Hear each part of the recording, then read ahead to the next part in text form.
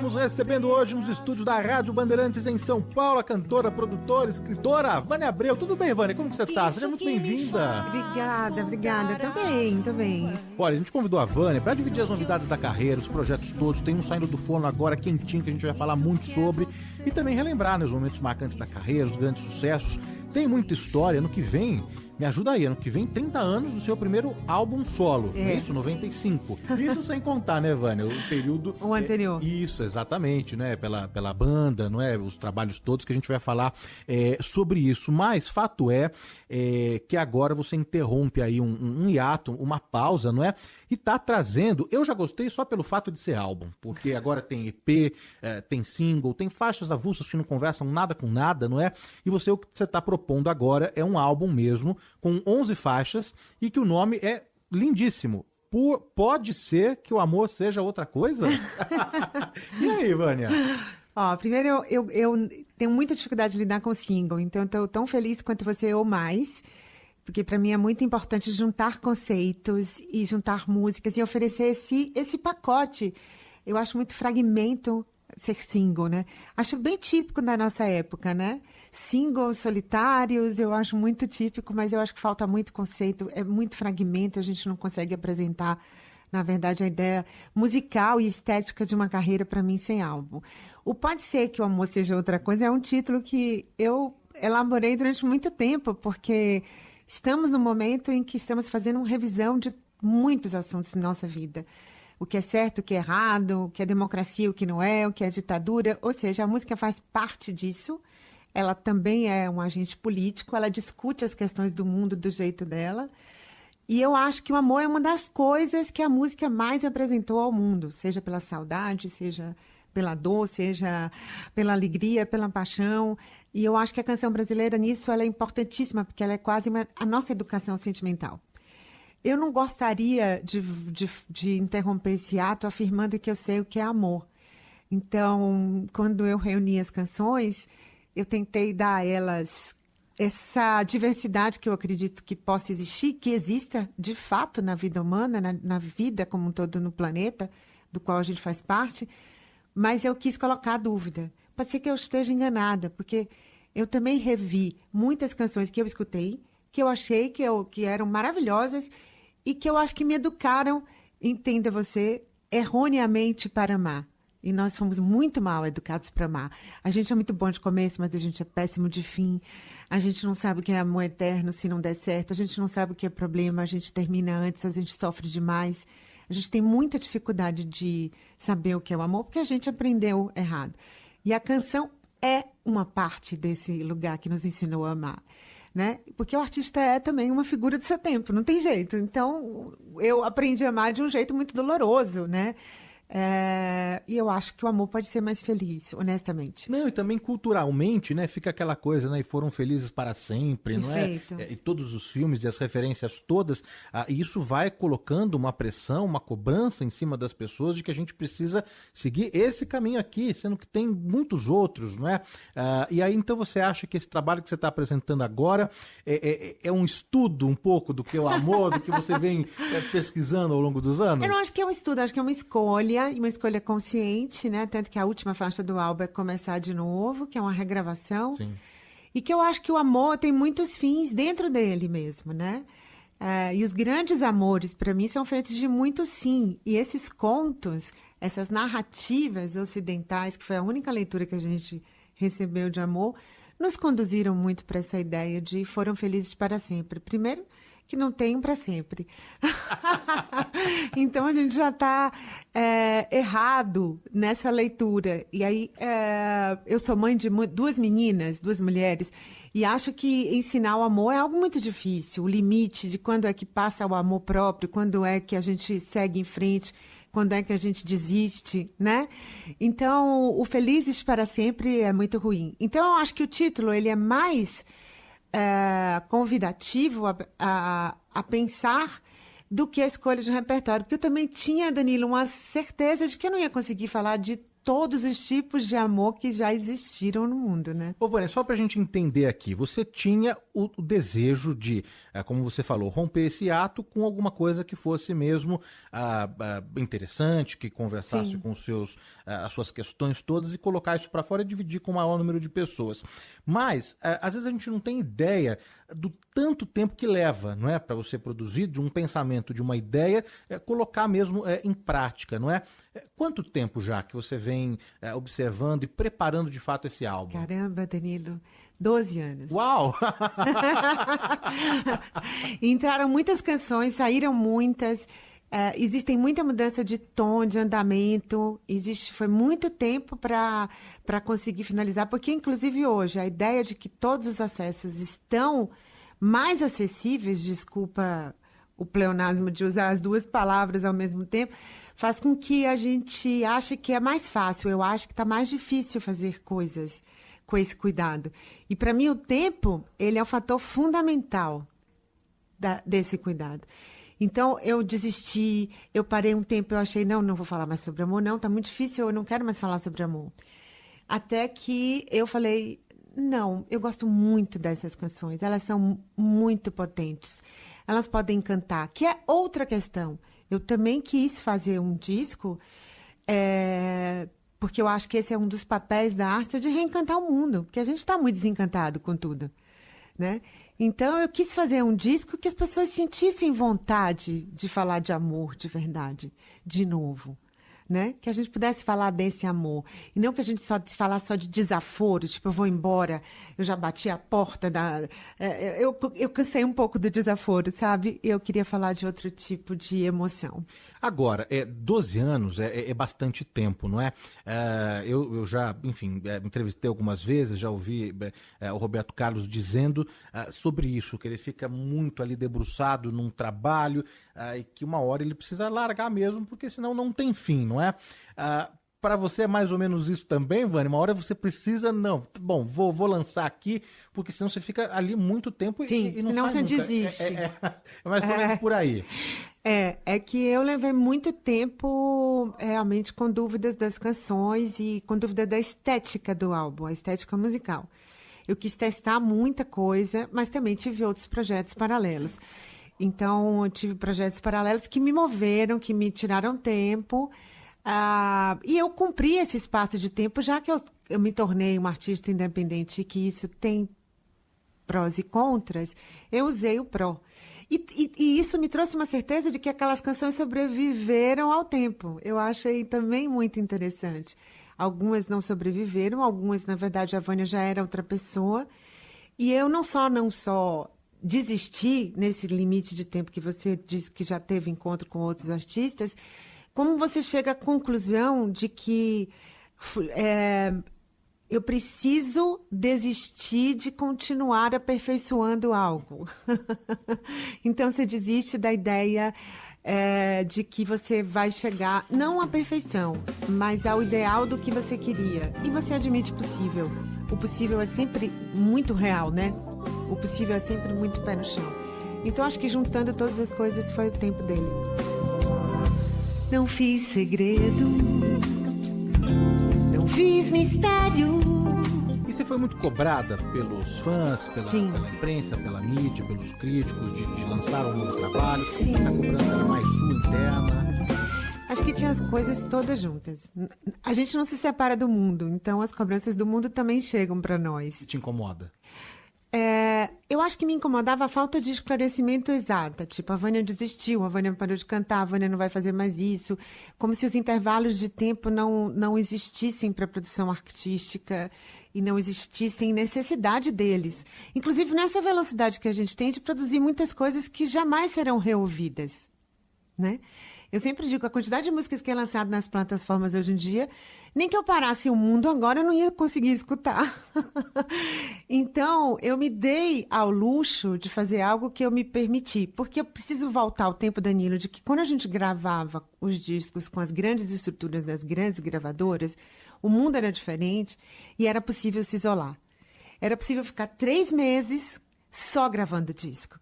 não tinha celular, não tinha WhatsApp, e a gente se encontrava. Hoje o mundo, ele faz questão de interromper tudo que você faz, né? E isso me deixou muito ansiosa. E se interrompe se dizendo coisas, então você passa o resto do dia tentando desdizer coisas que foi maldita, porque não foi bem escrita, porque o áudio não saiu, porque as redes sociais...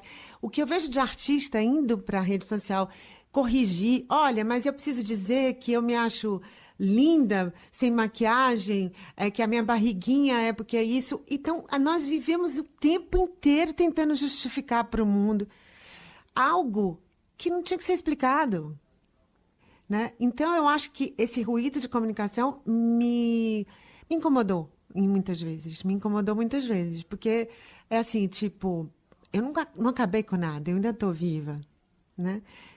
E eu não tenho obrigação de lançar, eu só tenho a obrigação de lançar discos bons.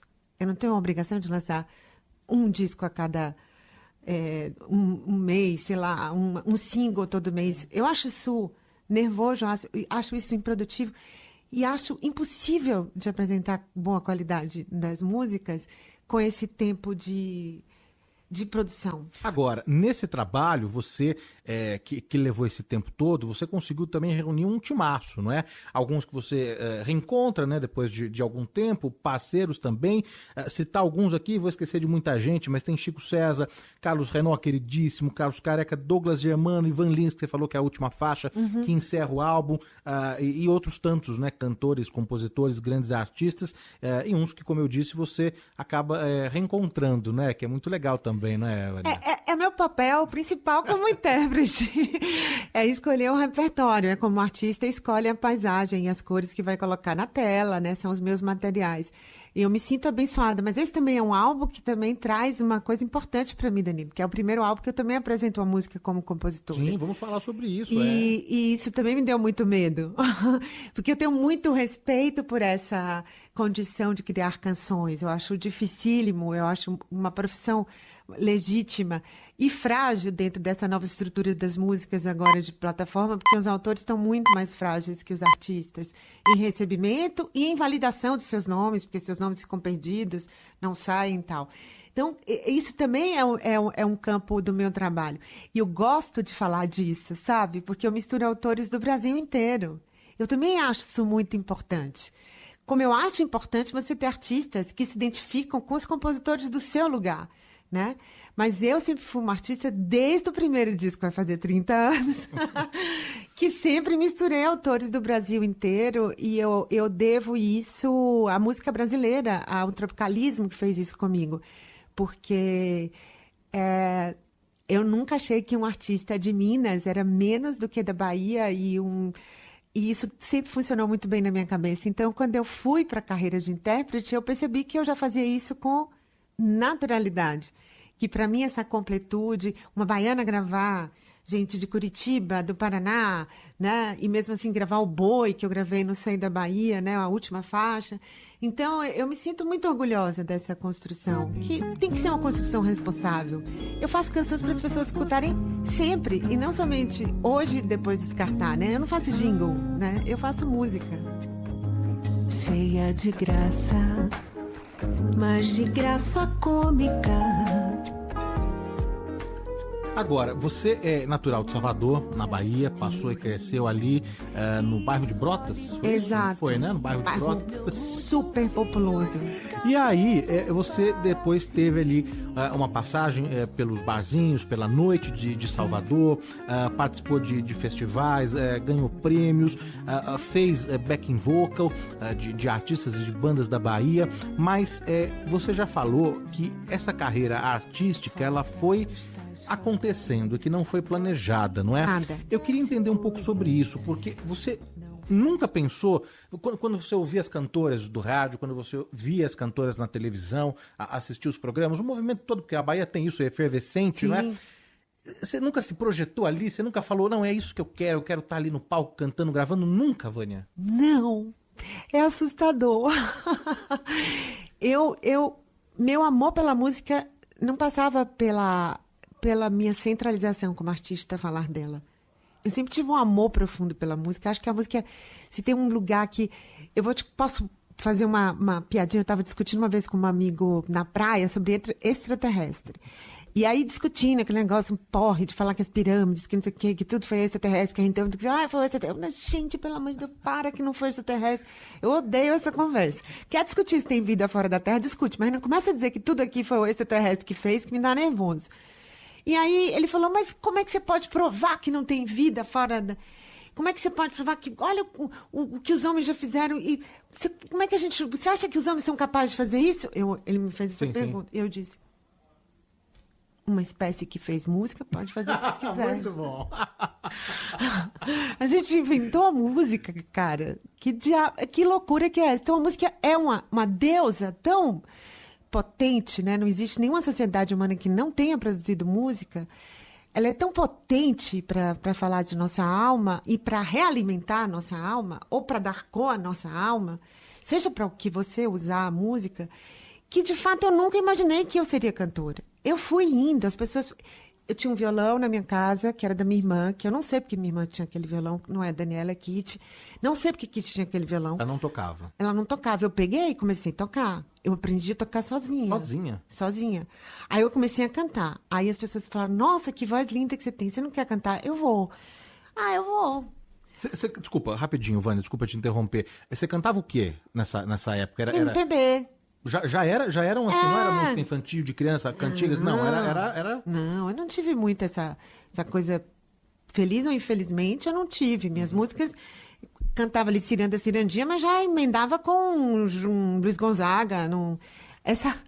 Com essa infância muito fofinha, eu não tive, não. Nem eu escutei música de gente grande, junto com as poucas cantigas que eu escutei. Então, a minha convocatória para música, ela foi assim, eu fui indo, sabe? É tipo, cara, eu tô aqui mesmo, dá para entender? Aí eu tava no meu colégio, a gente ficava no intervalo cantando, tocando violão, e eu aprendia, porque toda pessoa que tocava violão, eu era tipo uma pessoa que ia lá roubar alguma informação, porque eu não tinha estudo. Me explica aí, como é isso, como é que faz, como é o nome desse acorde e tal. Fui assim. Aí...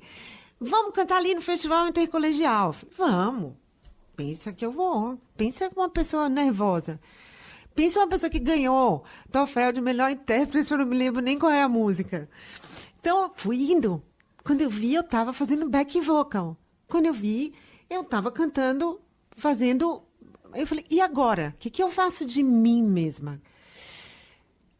Quem sou eu? O que eu vou fazer comigo? Né? E essa foi uma trajetória... que eu comecei a fazer essas perguntas no meu primeiro disco. Teve uma passagem aí por pedagogia, não teve? Teve, eu fiz faculdade. Mas quase não, porque não dava tempo, porque a música tinha um música, ensaio. show, Tinha um ensaio. A Universidade Federal da Bahia, que eu passei, ela tinha aula assim, de 7 às 9, depois de 10 às 12, depois de 2 às 4. E cada aula num lugar diferente. Super bem planejado. Feito para você terminar a faculdade. Feito, perfeito.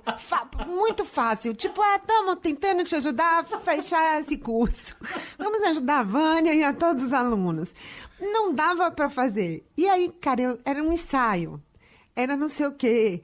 E eu já estava ganhando dinheiro. Falei, então agora vamos. Mas assim, eu nunca me achei, sabe? Nunca me achei grande coisa, não. Nunca me legitimei como artista. Tenho muita dificuldade. Você fala assim, profissão. Até hoje, quando aparece nesses cadastros, putz, o que eu vou botar? Eu acho muito difícil, assim, num mundo que tem as cantoras que a gente tem, os escritores que a gente tem, as pessoas que a gente tem. Eu falo, e aí, Vânia, você é cantora? Eu falo, mais ou menos, né? Porque olha, a gente tem a Aretha Franklin, a gente tem uma galera... E você vem de lá falar que você... Não, mais ou menos, eu gosto de música. Ô, Vânia, mas acho que você tem também uma consciência que acho que muita gente, ou a maioria não tem, ou também não sabe, e nem quer diferenciar muito, né? Que é o fato de ter e de ser uma artista e uma cantora e gostar de música e querer cantar e trabalhar, enxergar a música como um instrumento, como um meio, como um caminho. E isso também a gente pode falar de atores, por exemplo, né? Sim. Porque o trabalho mesmo de ator não é estar num red carpet, né? Não é estampar uma capa de uma revista. Não. Tem um trabalho mesmo profundo, né? De interpretação, de doar o seu corpo a um personagem, de contar uma história, não é? Então tem esses dois lados que as pessoas confundem um pouco, né? Muito. Um nome artista, né? Que é uma coisa... Né? O que é um artista? Não é um artista plástico?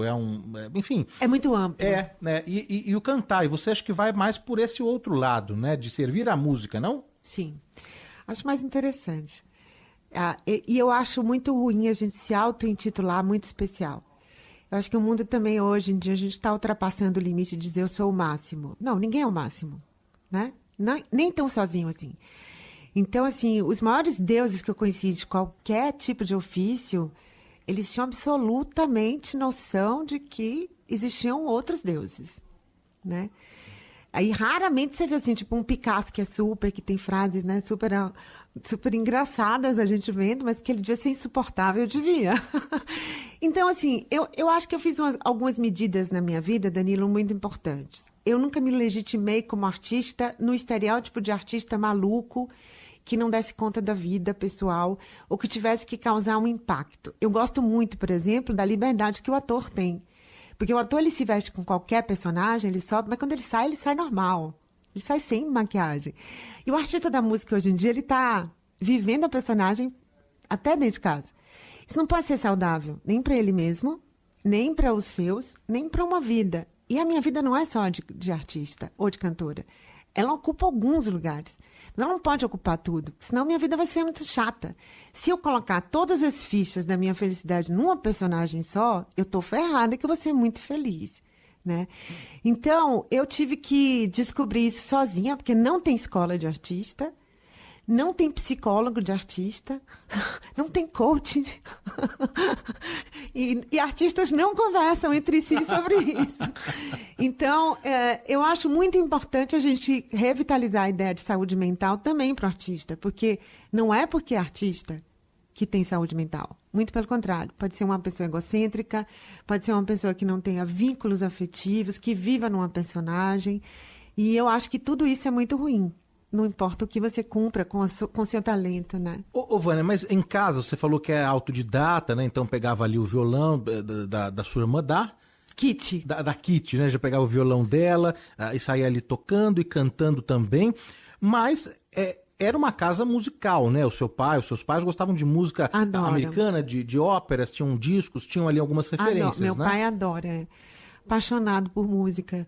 Eu devo muito ao meu pai das minhas paixões. Música é uma delas, meu pai gosta de escutar. E música alta, meu pai gostava de escutar música alta. E não tinha headphone. Por outro lado, compartilhávamos os mesmos gostos, era bom. Amor pelos bichos, meu pai sempre foi encantado pela natureza, né? Sempre mostrando como os bichos são inteligentes. E eu acho isso muito encantador, assim, de todos os bichos. E a música que meu pai escutava, ele é um português, né?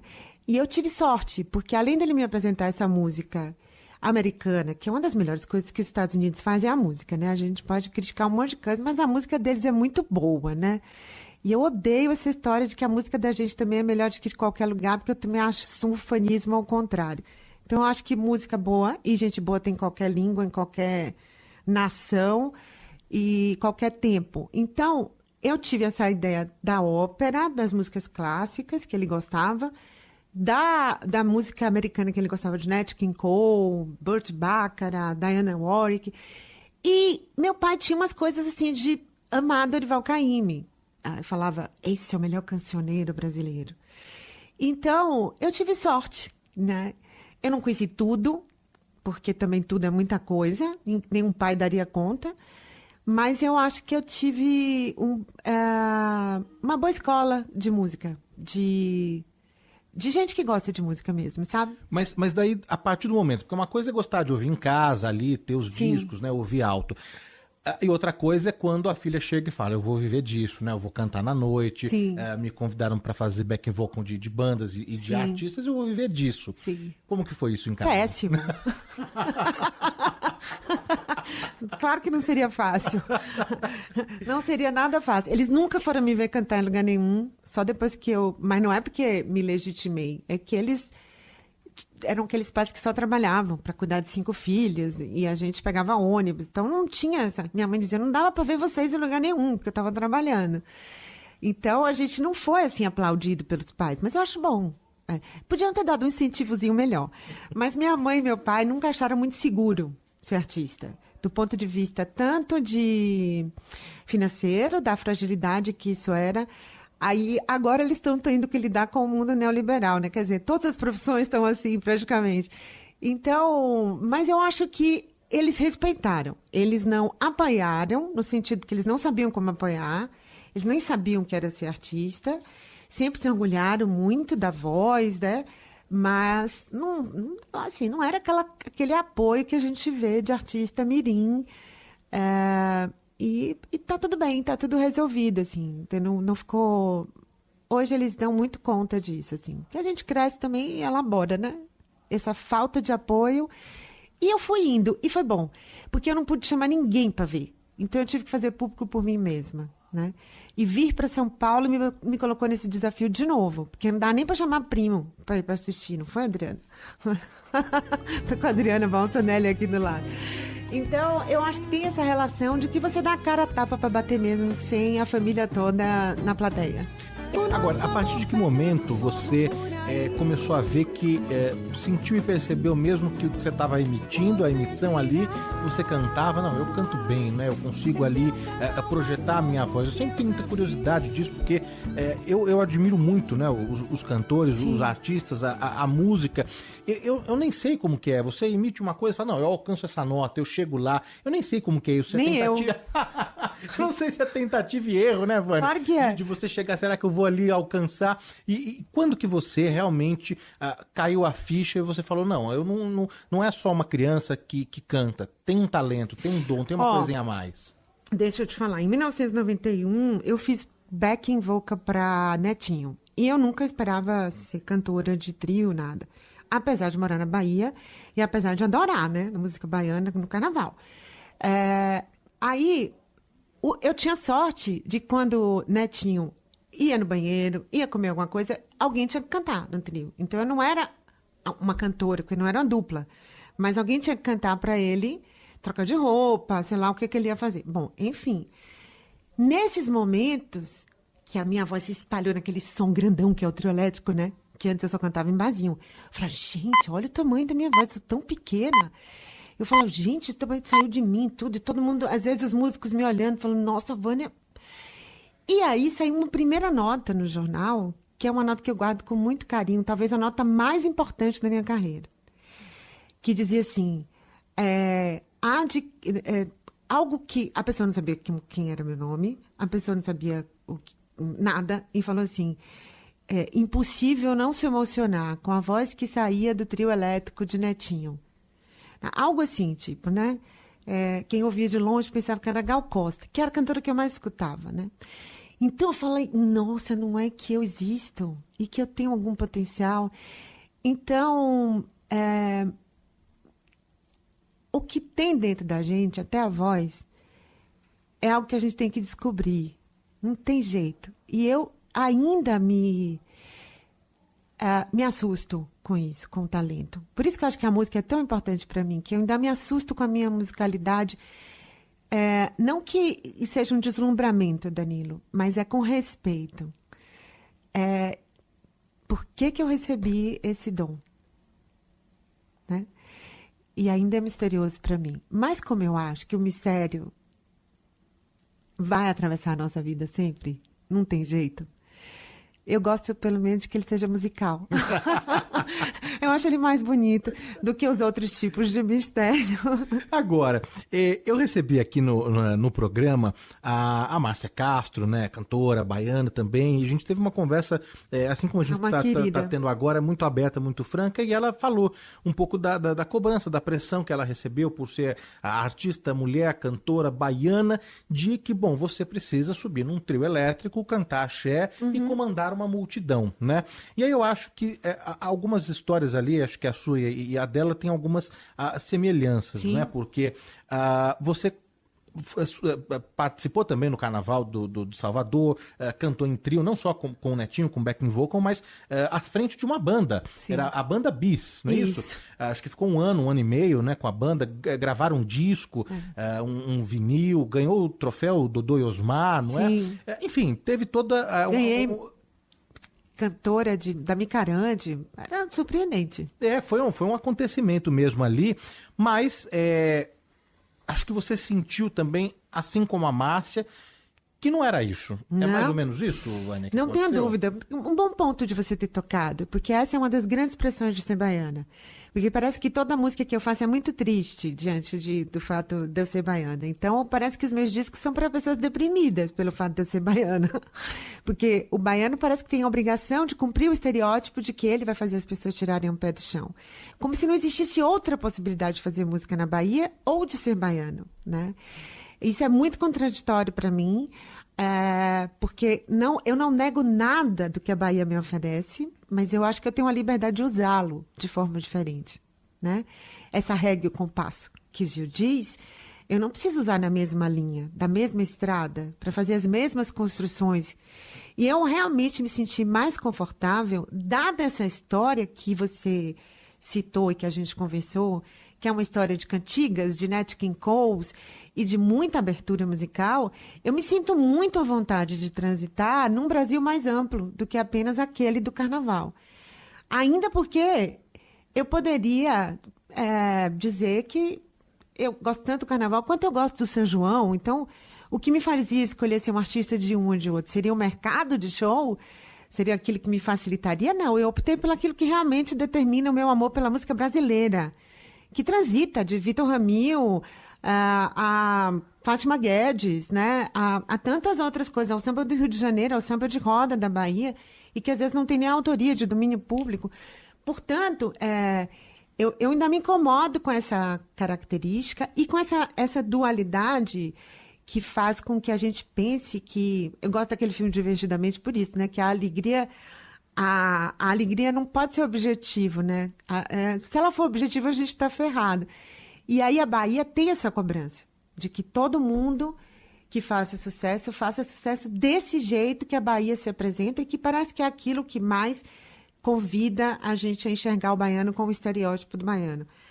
E eu amo a Bahia. A Bahia tem um jeito dela, né?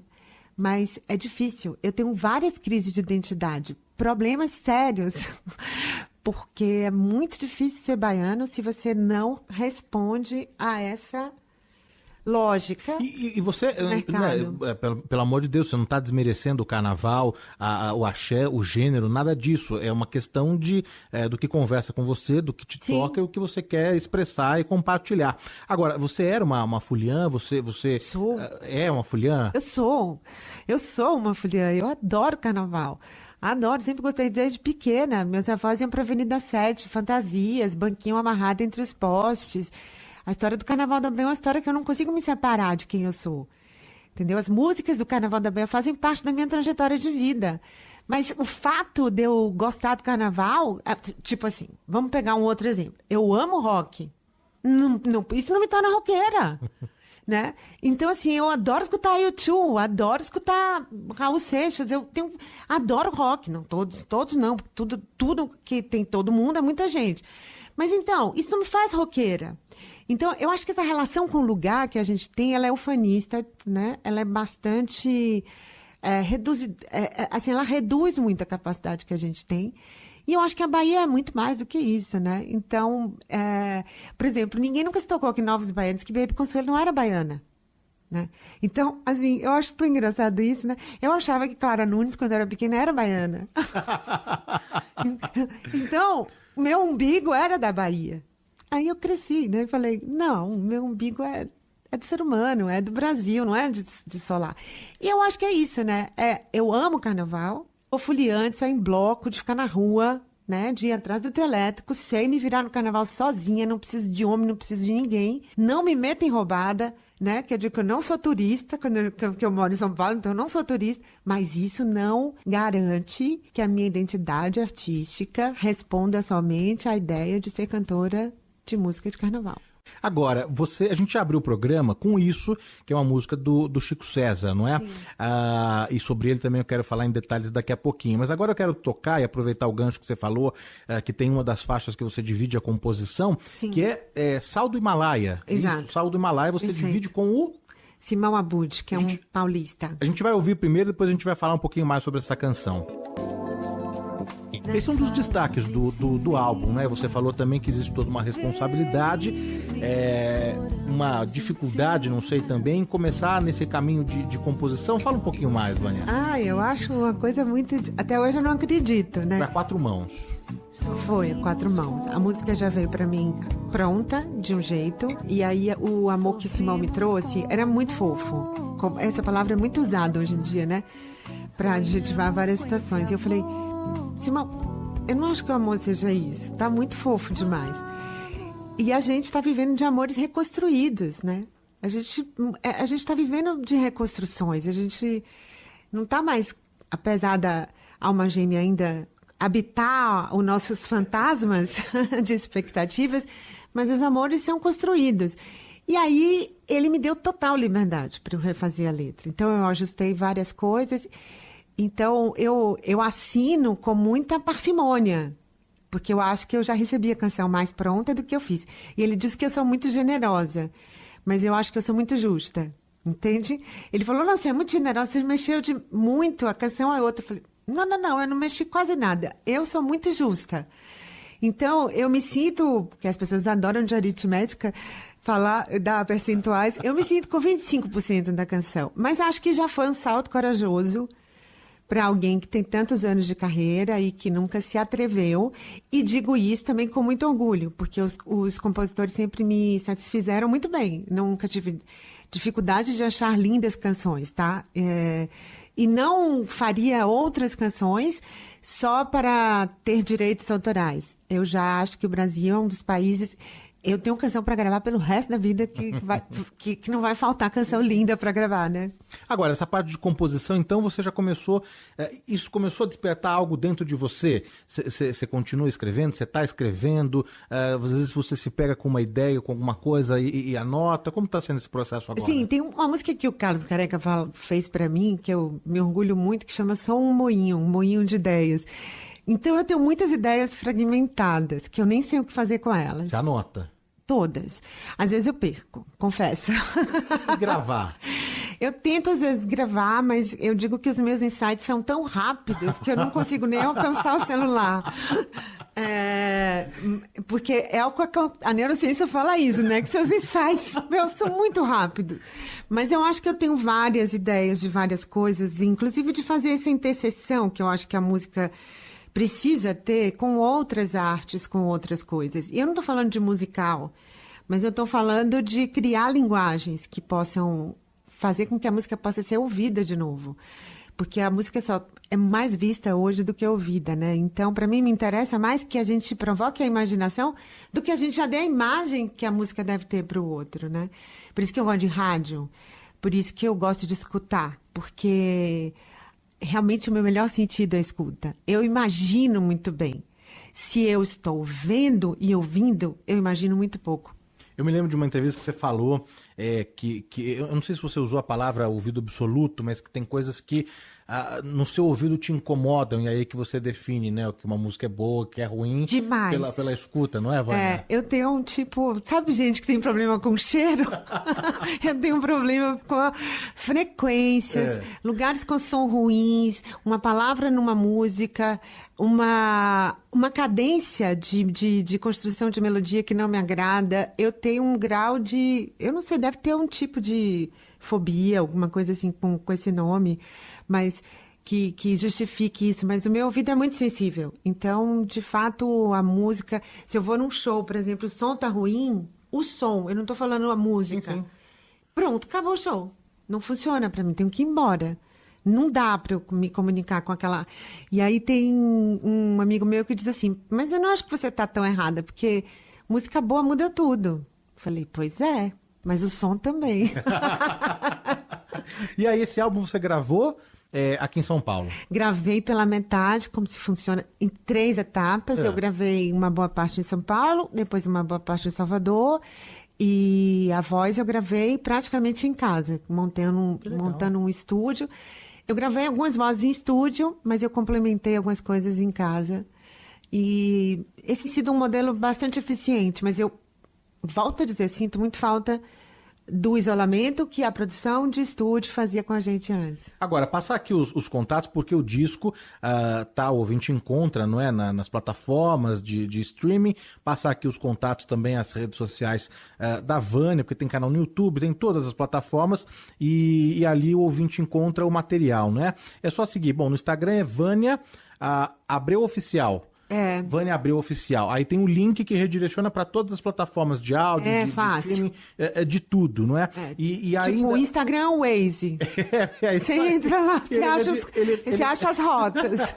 Ele redireciona para ouvir, não é? Agora, a gente estava falando, você falou da questão dos compositores, do direito autoral, isso daria um outro programa. Sim. Eu sinto muita falta, falei para você que já comecei elogiando pelo fato de ser um álbum, eu sinto muita falta da ficha técnica, total, de foto, de letra, de quem fez gravou, a capa, quem mixou. Exatamente, tudo isso, uma ficha técnica, que isso no streaming, no digital, os músicos, os músicos. E aí agora a gente também tem observado um retorno, acho que uma questão mesmo de saudosismo, né?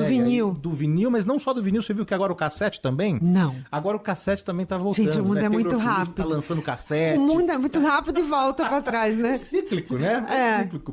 Esse trabalho aqui, qual que é a sua ideia? Gente, eu não sabia. É lançar também ele... Não, eu quis entregar isso agora. Como eu tô querendo entregar várias coisas, outros escritos e outras coisas, tenho várias ideias. Esses 12 anos eu não produzi só um álbum. Sim, sim. Então, é um ano para mim de entregas e eu acho que vai esticar para o ano que vem. Mas eu tenho muita vontade de fazer esses modelos aí. Quer dizer, eu adoro CD, eu não me desfaço. Eu tenho vinil, eu tenho cassete, eu tenho uns aparelhos em casa, eu não me desfaço, não é saudosismo, o som é diferente. E eu tenho vontade, sim, de fazer box, de pegar todos, né? Mas eu tenho que me achar muito importante para saber se eu vou vender tudo isso. Mas é legal, é muito Mas eu legal. acho, inclusive eu acho que essa materialidade é importante. Eu acho que ela é muito importante.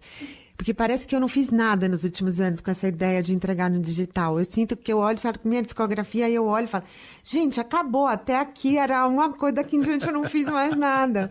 Porque não tem a materialidade. Né? Eu tenho vinil, que eu herdei boa parte do meu avô, tenho coleção de DVDs, mas hoje você também já não encontra mais muito. Eu tenho de rolo, gravador rolo, acredita? Eu tenho o Haddad, eu tenho o Walkman de fita cassete. E eu gosto muito, porque tem coisas que eu tenho muitas coisas, por exemplo, que para mim são parte da minha história, músicas que eu recebi em cassete. Eu ouvi Chico César a primeira vez em cassete, e isso não faz muito tempo, né? Assim, do ponto de vista de anos. Então, eu recebi muito material inédito de Vanessa da Mata, de pessoas importantes em cassete, né? E eu ainda não tive tempo de parar e fazer. Eu não sei se eu quero também fazer essa transcrição para outra mídia, sabe? Agora, você vê, nem os carros mais, né? Tem ali a possibilidade de tocar um CD, né? Enfim. Não sei o que vai acontecer com isso, porque o CD eu acho que vai voltar. Se tudo volta, o resto volta. Mas, assim, eu acho isso também um absurdo com o planeta. Porque o que as pessoas vão fazer? Vão jogar no lixo? A gente poderia ter pelo menos a possibilidade de ter acesso a alguns mecanismos para continuar ouvindo se quisesse. Sim, né? Claro. Acho que são materiais que a gente comprou. Então, eu acho que tem tempo ainda para eu esperar lançar um outro aparelho de CD, por exemplo. Convidar o ouvinte mais uma vez a acompanhar então aqui o Instagram, porque por lá tem o redirecionamento aí para todos, né? O canal no YouTube, nas plataformas, pra onde comprar a música o livro. Tá presente, o livro, tudo que a Vânia tá fazendo, então é Vânia Abreu, o A é dobrado, Vânia Abreu Oficial no Instagram. Eu adorei a sigla que você colocou aqui, S-Q-O-A-S-O-C. Que é o nome do álbum que a gente vai reforçar aqui mais uma vez. Pode ser que o amor seja outra coisa, né? São as iniciais ali, né? Não foi numerologia. Vânia, brigadíssima pela presença, pelo papo, dividir tanta coisa da sua carreira e principalmente esse trabalho agora que acabou de sair do forno e já tá aí ganhando o mundo. Brigadíssimo. Agradeço, foi uma delícia, espero voltar. Beijo grande, volte sempre. E aí?